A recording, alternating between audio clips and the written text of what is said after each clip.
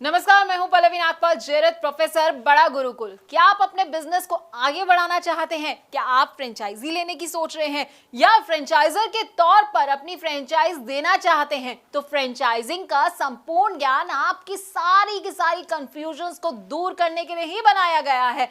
इस कोर्स में हम आपको बताएंगे कि फ्रेंचाइजिंग का मतलब क्या होता है। फ्रेंचाइजी, फ्रेंचाइजर, फ्रेंचाइज, ये सारे ना बड़े अलग अलग तरह के शब्द हैं, लेकिन सुनने में एक जैसे लगते हैं। तो इनमें अंतर क्या है, इनमें स्कोप क्या रहेगा आपके लिए और इनकी क्या क्या इंपॉर्टेंस है, ये हम आपको इस कोर्स में बड़े अच्छे से समझाने वाले हैं। इसके साथ ही हम आपको ये भी समझाएंगे कि बिजनेस और फ्रेंचाइजिंग में आखिरकार क्या अंतर होता है, फ्रेंचाइज और एजेंसी क्या होती है, एजेंट और फ्रेंचाइजी इसमें क्या डिफरेंस होता है, इसको भी कवर करेंगे।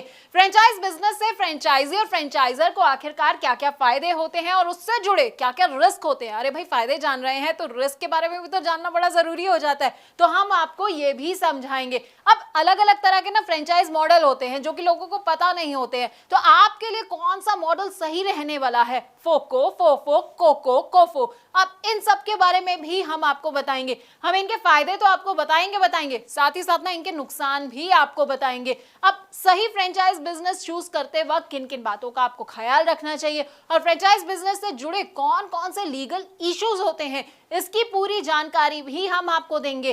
फ्रेंचाइज बिजनेस में सबसे इंपॉर्टेंट होता है फ्रेंचाइज डिस्क्लोजर डॉक्यूमेंट। अब इसके बारे में ना आपको विस्तार से अगर कहीं जानकारी मिलेगी तो वो आपको हमारे इस कोर्स के जरिए ही मिलेगी। इसमें क्या क्या आइटम्स होते हैं, कौन कौन से क्लॉजेस होते हैं, साथ ही आपको फ्रेंचाइजिंग अग्रीमेंट और उनके टाइप्स के बारे में भी हम पूरी की पूरी जानकारी देंगे। देखिए, फ्रेंचाइज बिजनेस को इवैल्यूएट करने का ना एक अलग क्राइटेरिया होता है, तो वो क्राइटेरिया क्या होता है ये हम आपको बताने वाले हैं।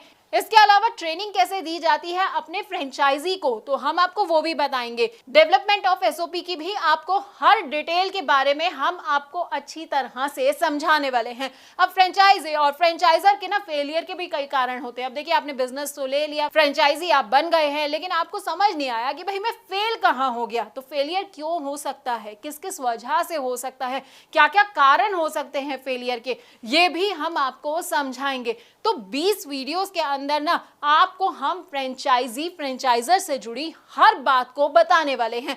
अब आप ये सोच रहे होंगे कि भाई इसको करने से मेरा क्या फायदा होगा, ये सब मेरे लिए जानना क्यों जरूरी है। तो देखिए, अगर आप चाहते हैं मुनाफा कमाना और अपने बिजनेस में सक्सेस हासिल करना, तो बस आपको क्या करना है, आपको इस कोर्स को बहुत ध्यान से देखना है। इससे आप फ्रेंचाइजिंग में फेलियर से खुद को बचा पाएंगे और बहुत आगे बढ़ पाएंगे।